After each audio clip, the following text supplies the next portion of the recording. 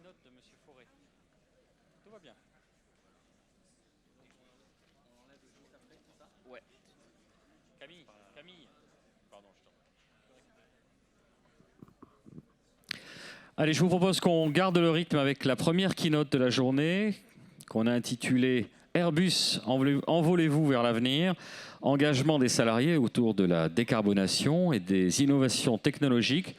Voici notre speaker Alain Fauré, président d'Airbus Opération SAS, qu'on accueille avec des applaudissements nourris, mesdames, messieurs.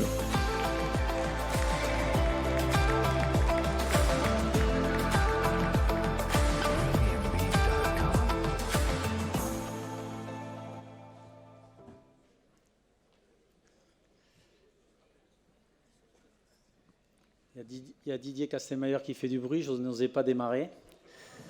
Ah mais Didier, c'était pour rabattre la foule. Il m'a dit, ils sont tous au café, il faut que tu les rappelles. Je dis oui. Merci de nous rejoindre dans la salle principale. C'est une très bonne suggestion de Didier Katzenmayer. Merci pour écouter le discours de M. Fauré. Bon, je vous propose de commencer, même si le café continue. Donc bonjour à toutes et à tous, en vos rôles et responsabilités respectives. Je suis très heureux d'être parmi vous aujourd'hui et donc un grand merci pour cette invitation.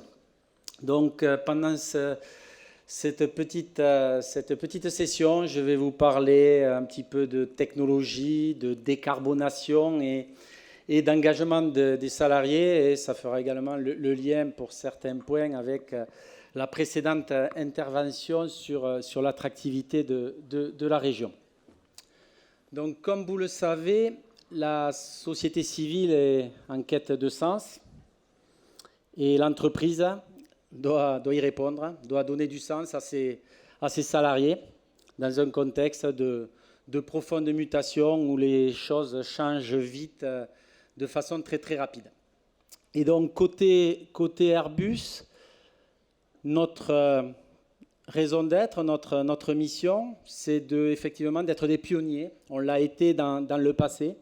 On veut continuer à être des pionniers pour faire ça, ce qu'on appelle dans l'aéronautique cette quatrième révolution avec l'initiative pour avoir une industrie décarbonée. Et donc l'enjeu d'Airbus, c'est d'être les pionniers pour participer à l'objectif global de l'aéronautique, du secteur aéronautique, qui est d'avoir en 2050 des émissions nettes de carbone à zéro. Donc effectivement, ça peut pas paraître loin, mais vous allez voir qu'il y a beaucoup de choses qui se passent également actuellement.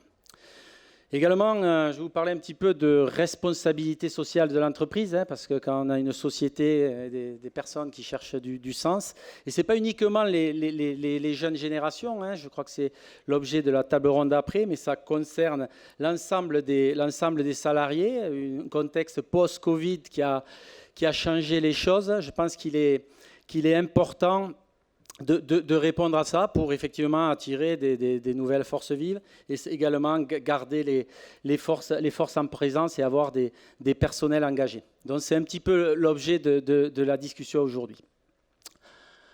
Quelques perspectives pour commencer sur le secteur aéronautique. Vous avez vu ce qui s'était passé pendant la crise Covid. Ce qu'on peut dire aujourd'hui, c'est que le trafic aérien est reparti. Et on a des niveaux d'activité sur le monde qui sont proches des niveaux avant la crise Covid. Donc ça veut dire un secteur où les gens reprennent et prennent l'avion. En France, nous avons eu un événement majeur, mais qui n'est pas un événement français, même s'il se déroule sur le territoire. C'est le salon du Bourget, le salon aéronautique du Bourget.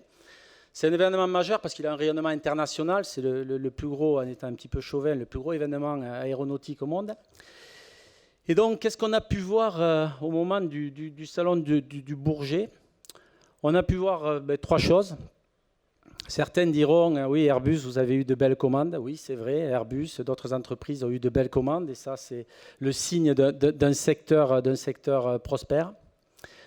On a vu également tout un secteur autour du GIFAS, lié et soudé sur l'aéronautique. Et ça s'est matérialisé, je crois, les 3 dernières journées qui sont ouvertes aux visiteurs, pas aux professionnels, où on a eu 200 000 visiteurs sur les 3 derniers jours. 200 000 visiteurs sur les 3 derniers jours. Donc ça montre l'engouement des familles, des enfants pour le secteur aéronautique. Et il y a à peu près 100 000 visiteurs qui sont allés visiter le salon des métiers. Donc 100 000 visiteurs qui sont allés visiter le salon des métiers. Donc un gros engouement de l'aéronautique. Et donc effectivement, le secteur, on a cette dichotomie, notamment dans nos pays européens, qui entre d'un côté un certain aviation bashing et de l'autre côté un secteur qui se bouge, qui est conscient de sa responsabilité pour adresser les challenges aujourd'hui et demain. Airbus, quelques chiffres. Airbus, déjà en termes de carnet de commandes, c'est toujours intéressant de regarder le carnet de commandes, c'est à peu près 8000 avions. C'est à peu près 8000 avions, ça veut dire approximativement une huitaine d'années devant nous pour produire des avions.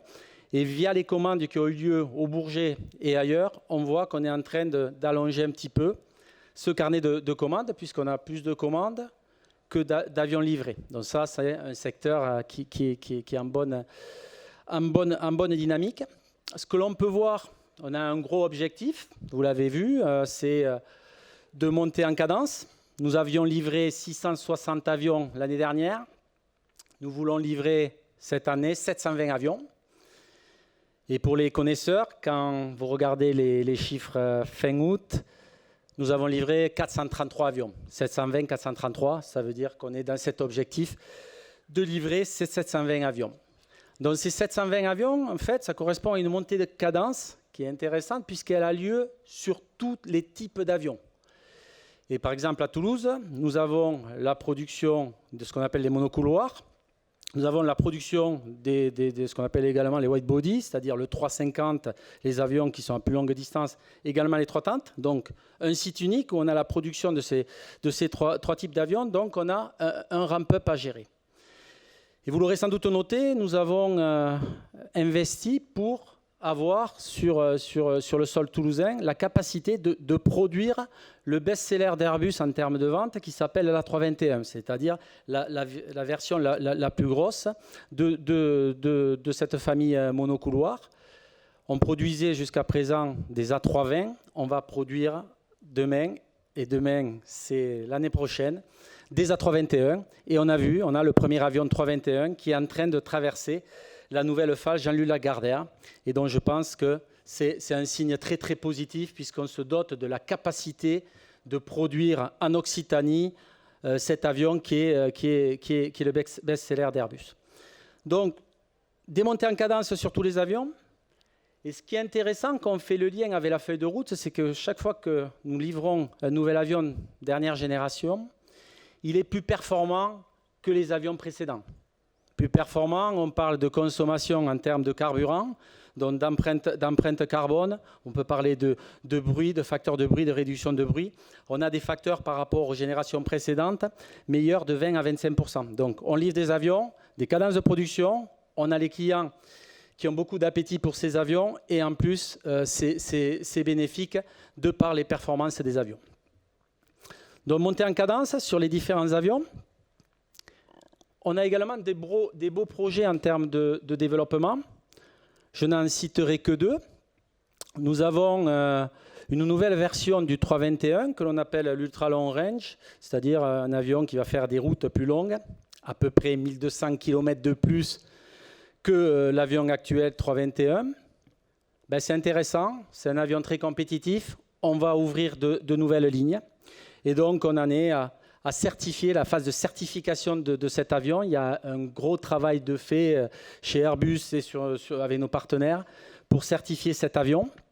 On a fait à peu près 250 vols d'essai, ça se passe bien, et donc on veut certifier cet avion pour des opérations et une entrée en service à l'année prochaine.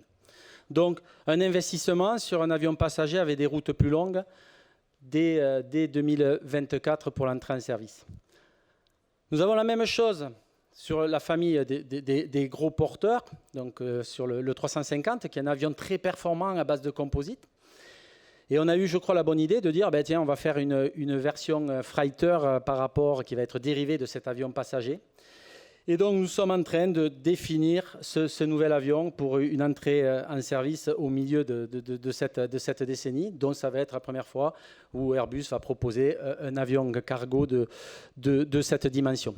Donc, 2 investissements, d'un côté sur les passagers, sur la famille monocouloir, un autre sur le 350 cargo, qui montre que Airbus est au devant de la scène pour proposer des solutions à ses clients avec des avions compétitifs. Donc des montées en cadence, des nouveaux développements, et je vous parlais également de cet objectif du secteur sur la décarbonation.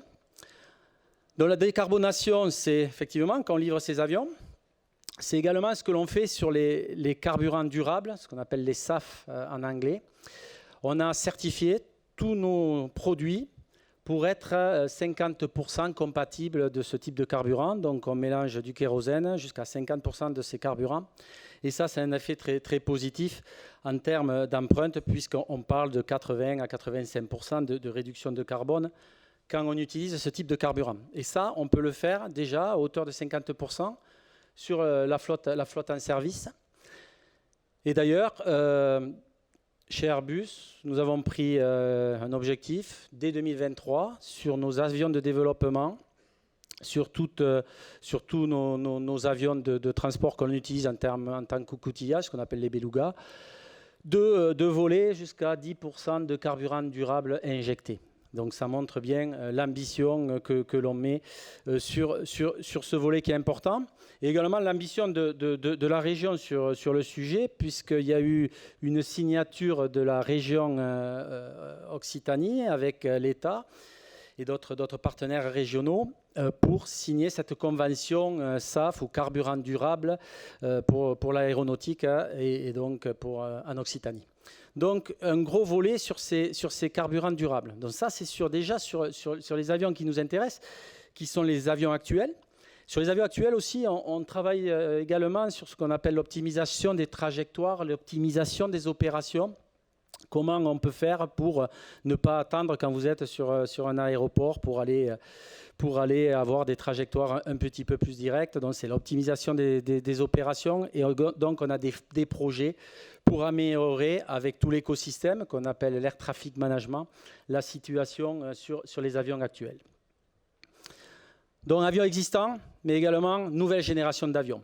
Nouvelle génération d'avions, je vais vous parler de SAF, certifié à 50%. Nouvelle génération d'avions, on veut des avions plus compétitifs en termes d'empreinte carbone, qui vont consommer moins de 20 à 30%, qui vont être 100% compatibles de carburant durable, qui vont être plus légers avec des nouveaux matériaux, où on va pouvoir optimiser les opérations de nos avions, dont un certain nombre d'innovations qui vont contribuer à l'objectif global du secteur. Et en parallèle, vous l'avez sans doute entendu, Airbus travaille beaucoup sur les techno-hydrogènes pour avoir cet avion hydrogène en 2035. Donc beaucoup de travail sur l'avion hydrogène pour maturer ces solutions et pour être pionnier pour le lancement de ce type d'avion dédié à un certain nombre de passagers. Et là aussi, j'étais heureux de voir la table ronde précédente, puisque les 3 intervenants de la table ronde précédente, monsieur le préfet d'Occitanie, madame la présidente de la région Occitanie et monsieur le président de Toulouse Métropole, étaient signataires de l'initiative Technocampus Hydrogène qui est en train de vivre et de sortir de terre sur le site de Francazal. Donc c'est tout un écosystème qui est réuni. Donc effectivement, des montées en cadence, des nouveaux développements et la préparation du futur, et tout ça dans une filière qui est structurée, innovante et sur lequel on veut garder un temps d'avance sur la concurrence. Tout ça, ça se fera et ça se fait uniquement si nous avons des personnels engagés, si nous sommes capables effectivement d'avoir les ressources pour faire le travail. Et tout ça également dans un environnement, je passais des messages positifs, on est tout conscient de l'environnement qui est changeant, qui est versatile, sur lequel il faut s'adapter. Donc en termes de ressources, pour faire le lien sur l'attractivité de la région, Airbus, au niveau monde, c'est à peu près le groupe Airbus, dont les avions, les satellites, l'activité militaire et les hélicoptères. On parle à peu près de 130 à 140 000 personnes. Ça change tous les jours, donc c'est difficile d'avoir un chiffre très précis. Et on a l'objectif d'embaucher cette année, sur le monde entier, 13 000 personnes. 13 000 personnes, c'est à peu près le même chiffre que l'on a réalisé l'année dernière. 13 000 personnes dans le monde, 3 500 en France et 2 300 pour les avions commerciaux sur la région Occitanie. Donc 2 300 embauches qui montrent effectivement l'appel du secteur. Et je ne parle uniquement que d'Airbus. Je vais prendre mes notes parce que je voudrais, maintenant qu'on rentre dans certains chiffres, ne pas vous dire de bêtises quand ce n'est pas au sujet des technologies. Donc effectivement, un recrutement important. Et également, même chose sur tout ce qui est alternance, les stages, où nous visons sur la France 2300 apprentis alternants. Et quand on parle de 2300 apprentis alternants, on a à peu près 60% sur la région Occitanie. Donc effectivement, on veut attirer des forces vives. Et également, beaucoup de demandeurs d'emploi que l'on va former avec les instances qui sont pour la plupart dans la salle, que l'on va former pour les besoins de demain via de l'intérim, et après la possibilité bien sûr d'embaucher ces personnes sur nos sites Airbus. Donc un gros travail en termes de recrutement. Oui, c'est difficile, oui, les ressources sont rares, donc quand c'est difficile pour Airbus, des fois c'est encore plus difficile pour certains de nos fournisseurs, mais on a une filière qui est mobilisée et je vais y revenir.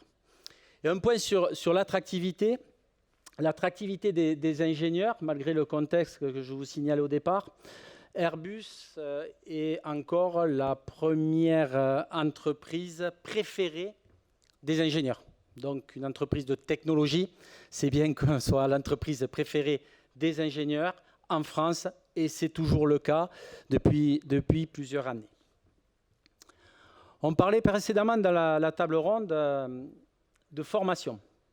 Donc effectivement, je ne vais pas énumérer toutes les initiatives de formation parce qu'il y a énormément de choses. Je vais commencer par une fierté qui est le lycée Airbus, dont l'objectif est de former les compagnons, les opérateurs que l'on va mettre sur nos différents avions pour accompagner ce que je décrivais précédemment en termes de montée en cadence. Ce lycée Airbus a été célébré comme le premier lycée professionnel de France cette année. Donc c'est une très très belle reconnaissance. Et donc par rapport à l'afflux et aux montées en cadence, effectivement, on a pris l'objectif d'augmenter le nombre d'étudiants qui vont entrer en première année et donc qui ensuite vont sortir quelques années après. Et si on compare les chiffres avant et après Covid, on a l'ambition de multiplier par 3 le nombre d'embauchés dans ce lycée Airbus, qui sert bien sûr Airbus, mais qui sert également notre écosystème. On forme des gens qui vont servir également sur notre supply chain. Une initiative également très forte dans la région, c'est le campus des métiers, où effectivement il faut créer cette impulsion pour l'attractivité du secteur, la lisibilité du secteur. Il y a des objectifs pour 2025. On veut avoir adressé à peu près 20 000 jeunes, dont 2 000 personnes demandeurs d'emploi sur des populations ciblées de demandeurs d'emploi qui ont peut-être des difficultés spécifiques pour accéder à l'emploi, et ça fait le lien avec la signature précédente. Et je parlais d'attractivité sur les ingénieurs. Il y a eu un événement Airbus à l'AFPA en début d'année, donc sur des métiers plutôt de compagnons, de techniciens, premier métier sur l'aéronautique pour des gens qui n'ont pas forcément de diplôme. Il y avait, je crois que vous avez pu le voir sur certaines télés locales, il y avait plus de 200 mètres de queue pour accéder à ce campus lors de cette journée. Donc ça montre, oui, c'est difficile, mais il y a de l'appétit, mais c'est vrai, mais il faut le continuer, et c'est un combat positif de tous les instants. On parlait d'initiatives pour attirer dans les zones prioritaires, ça peut être des quartiers difficiles, des zones rurales. Il y a 2 ans, il y a une initiative qui a été lancée, c'est pour les stages de 3e, il y en avait une habitude, c'est d'accueillir dans les stages de 3e les enfants d'employés. Il y a 2 ans, on a décidé de l'élargir. On peut prendre un enfant de 3e en stage si, et seulement si, on accueille également un enfant d'un de ces quartiers ou d'une de ces zones rurales. Donc c'est une initiative 1+1 et ça nous a permis en 2 ans de toucher à peu près 500 jeunes de ces quartiers. Et nous avons décidé de continuer cette année et même de l'élargir. C'est-à-dire tout employé d'Airbus pourra accueillir non pas sa fille ou son fils, mais sa petite voisine, son petit voisin, son neveu, sa nièce, autour de lui, si et seulement si il accueille un quartier de ces zones difficiles.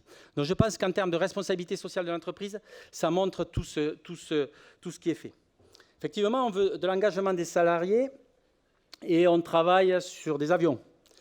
Donc cette année, nous avons lancé pour nos employés des formations sur un brevet d'initiation à l'aéronautique.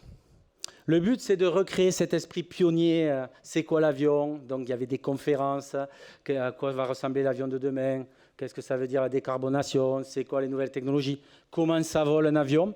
Donc on a adressé ces conférences et ces formations à nos employés avec un certain succès puisque ça a touché 1500 personnes sur nos sites. Certaines d'entre eux, les plus vaillantes ou les plus vaillants sont allés passer le brevet et on était très fiers de voir les taux de succès avec 350 diplômés. Donc le fait d'avoir le diplôme n'est pas important, mais le message fort, c'est quoi l'aéronautique et c'est quoi la passion qui nous anime quand on est en train de travailler sur la préparation du futur et la livraison des avions. Et également, en termes de plan vis-à-vis des jeunes, je parlais de cette initiative 1+1 précédente avec les élèves en classe de 3e. On a équipé nos salariés de kits de communication pour aller, quand ils sont papa, maman, dans une école, quel que soit le niveau, des kits de communication pour aller en école primaire, en collège ou lycée, pour expliquer sous façon relativement simple, qu'est-ce que c'est Airbus, qu'est-ce que c'est notre feuille de route, quels sont nos challenges.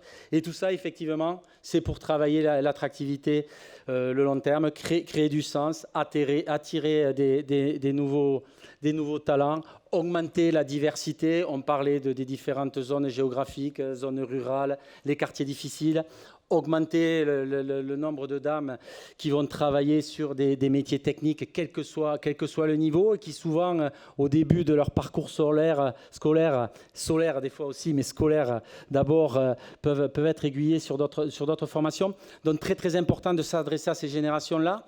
Et effectivement, on ne prépare pas la livraison de l'avion de demain, mais c'est préparer le futur pour l'ensemble de la filière. Donc, recruter, c'est très bien. Être attractif, c'est très bien. Attirer des talents, des jeunes, de la diversité, c'est parfait. Contribuer au rayonnement de la ville, c'est très très bien.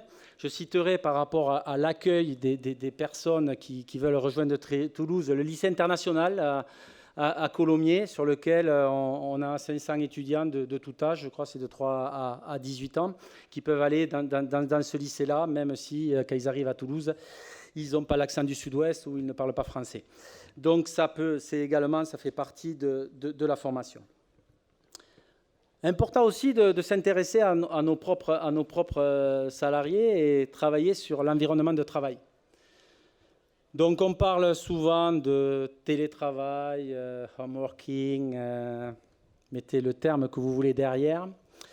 Chez Airbus, on a décidé effectivement de permettre ce télétravail si le métier s'y prête, mais on l'a limité à 2 jours maximum par semaine. Pourquoi 2 jours maximum? Alors pour certains c'est 0 jour, parce que quand vous êtes sur un avion, que vous produisez l'avion, c'est difficile de le faire depuis chez soi, donc il faut être sur site. On l'a limité à 2 jours, sans parler d'efficacité. C'est également en termes de cohérence d'entreprise. Cohérence d'entreprise entre des compagnons, des gens qui vont travailler en production, qui doivent être sur l'avion et sur site, et ceux qui peuvent être à l'ingénierie, qui pourraient faire des tâches depuis leur bureau ou depuis leur maison, ou d'autres endroits. Et donc, nous, on a voulu également cette cohérence, et c'est pour ça qu'on a limité à 2 jours maximum. Oui, on peut parler d'efficacité, mais on parle également de cohérence, parce que certaines personnes chez nous, et beaucoup qui sont sur les avions et qui participent à la livraison des avions, qui sont sur des plateaux en phase de développement, doivent être sur site. Donc on travaille ça, on l'a limité à 2 jours. Par contre, on travaille pour que les gens qui sont sur nos sites apprécient leur environnement de travail. Alors c'est un sujet qui n'est pas simple, hein. Il faut savoir qu'Airbus à Toulouse, alors pour être plus précis, ce n'est pas que Toulouse, puisqu'il y a plusieurs villes sur lesquelles Toulouse est implantée. Il y a Blagnac, Cornebarieux, Colomiers, hein. Je vois le maire de Blagnac ici présent, et Toulouse bien sûr. C'est un site de 700 hectares. C'est un site de 700 hectares, donc vous voyez ce que ça représente. Donc améliorer les conditions de travail, c'est une journée et ça va prendre du temps. Mais on travaille sur ça pour l'hybrid working, pour avoir des places privilégiées où les gens peuvent avoir des espaces dédiés au calme, des espaces collaboratifs.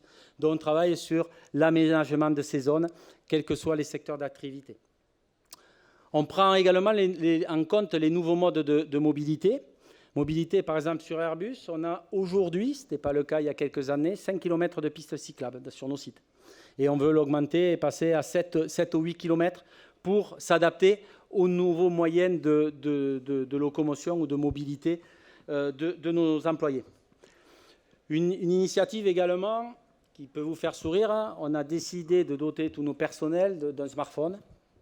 Effectivement, ça contribue pour avoir moins de papier et pour également être plus efficace sur le poste de travail. Donc un smartphone pour tous. Pour effectivement, je parlais tout à l'heure de l'hybrid working, le télétravail qui ne pouvait pas s'adresser à toutes les populations en fonction du type de métier. Effectivement, pour créer également cette cohérence et envie de travailler ensemble.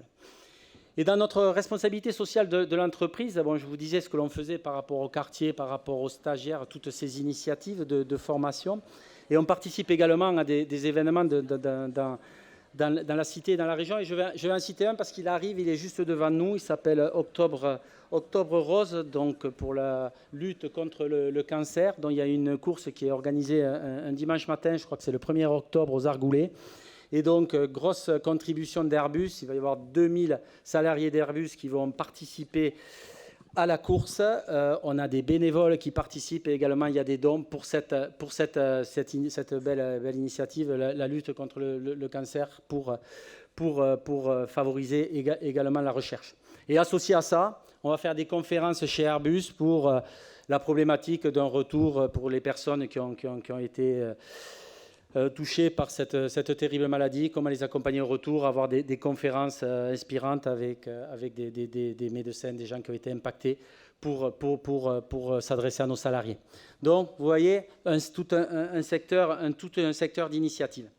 Et je dirais le dernier, quand on travaille sur nos sites, on veut le faire de façon sécurisée.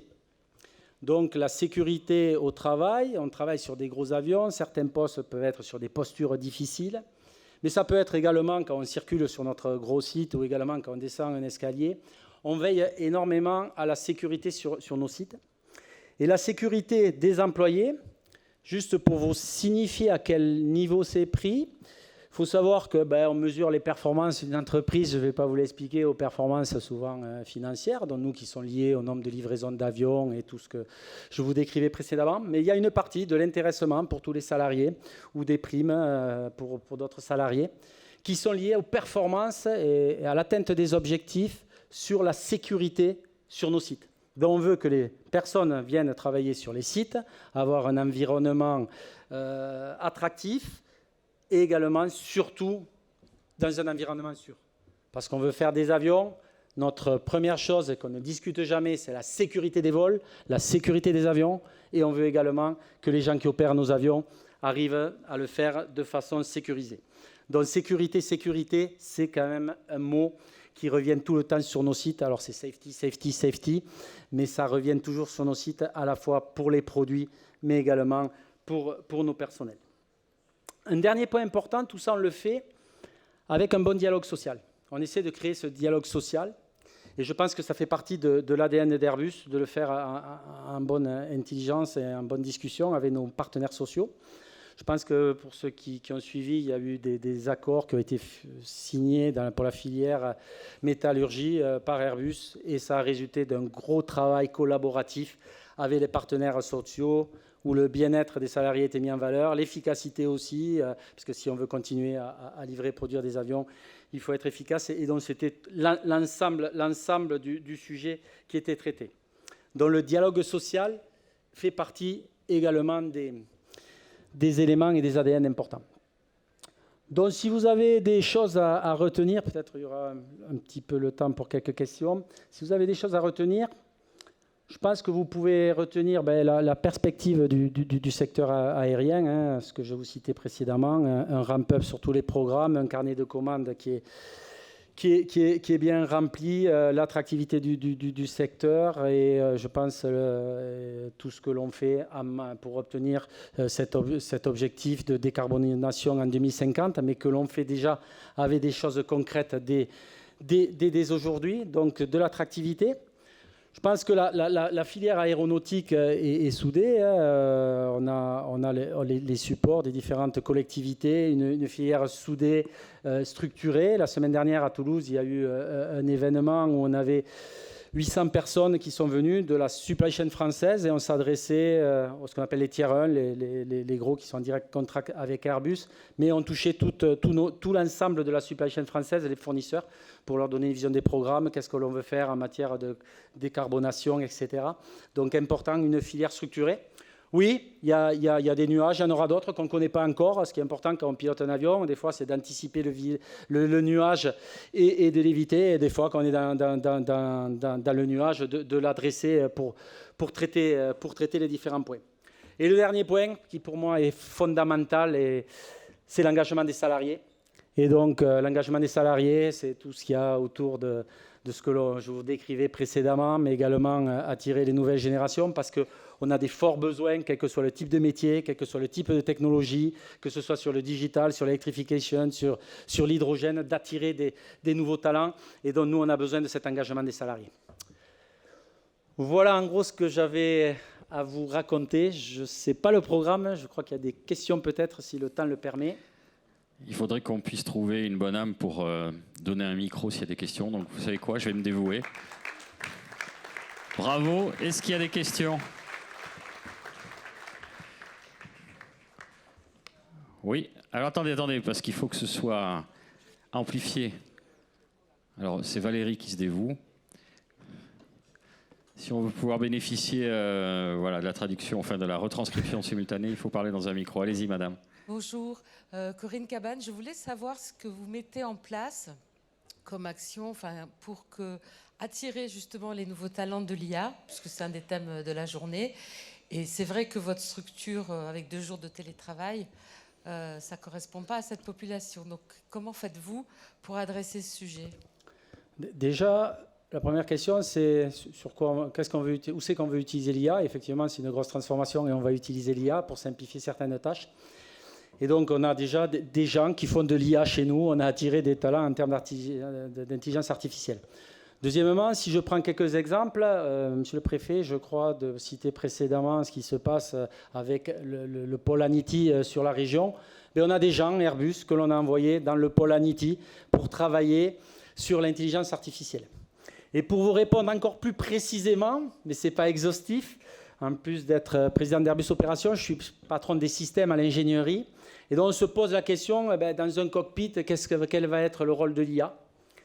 Or déjà, on va le faire de façon sécurisée, c'est-à-dire qu'on va y aller avec des pas, ce qu'on appelle des pas incrémentaux pour maturer tout ça.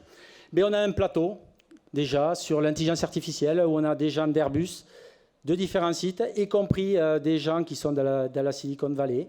On a des gens ici et on travaille sur cet écosystème. Donc on travaille sur les métiers du numérique, on travaille sur l'IA et on a créé autour de l'IA, souvent quand on parle d'IA, on parle par exemple de cybersécurité associée à tout ça. On a créé par exemple dans le lycée que je mentionnais précédemment, une petite formation sur la cybersécurité. Donc on travaille sur l'IA, on regarde déjà en termes de technologie qu'est-ce qu'on veut en faire. Donc effectivement, il y a l'IA pour tous les jours pour aider dans les tâches.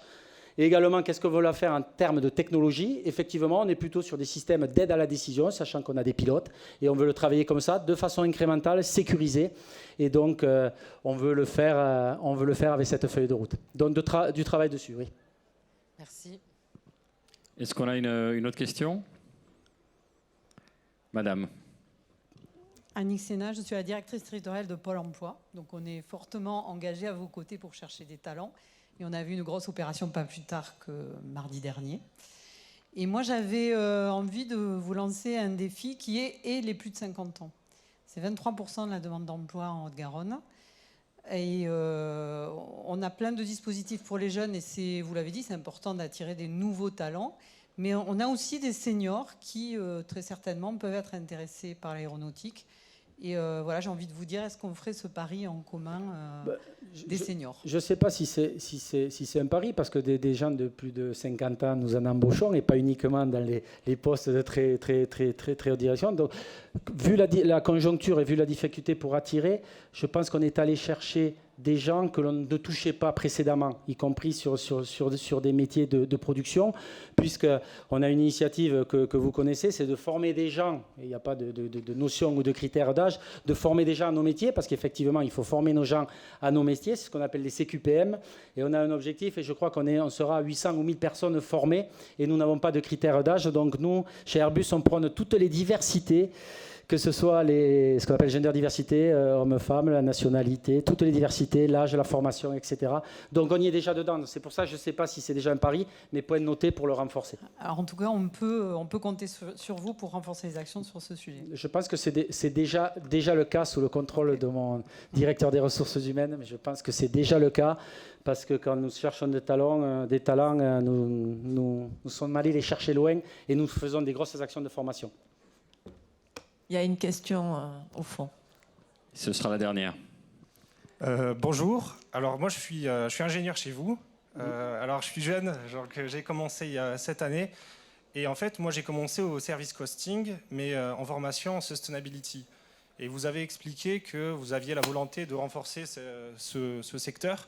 Et en fait moi pendant mes recherches j'ai remarqué qu'il y avait énormément d'offres qui étaient plutôt destinées à des personnes qui avaient beaucoup d'expérience. Et là, avec votre discours qui donne en tout cas l'envie d'embaucher de jeunes ingénieurs, est-ce que vous avez pensé à ouvrir plus de postes juniors ou non? Je sais pas. On a un objectif sur les postes juniors au sens large. Par exemple, sur les fonctions ingénierie, on dit que ce serait bien de donner des premières chances à 33% de nos recrutements. Et donc, oui, on ouvre sur ces nouvelles technologies. Et deuxièmement, pour répondre à ce que l'on fait en termes de sustainabilité, il faut également, oui, on est en train de réfléchir au nouvel avion, mais qu'est-ce que ça voudra dire le jour où on le produira? Donc ça va toucher également et ça va tirer l'ensemble des métiers. Donc oui, effectivement, on est intéressé par ce type de formation, de background. Bien sûr, on a besoin d'avoir de l'expertise et on va chercher de l'expertise. C'est pareil sur l'IA, on va acheter de l'expertise, ou sur des technologies à base d'hydrogène, on va aller regarder les gens qui avaient ce type de compétences. Mais on a également besoin de former l'ensemble des salariés, et c'est très bien qu'un jeune ingénieur soit ici pour faire partie des forces vives. Merci. Merci et bravo Alain Fauré. On se retrouve dans quelques secondes, le temps d'organiser la scène, et reste avec nous justement parce qu'on va parler des nouvelles générations et de leurs attentes. À tout de suite.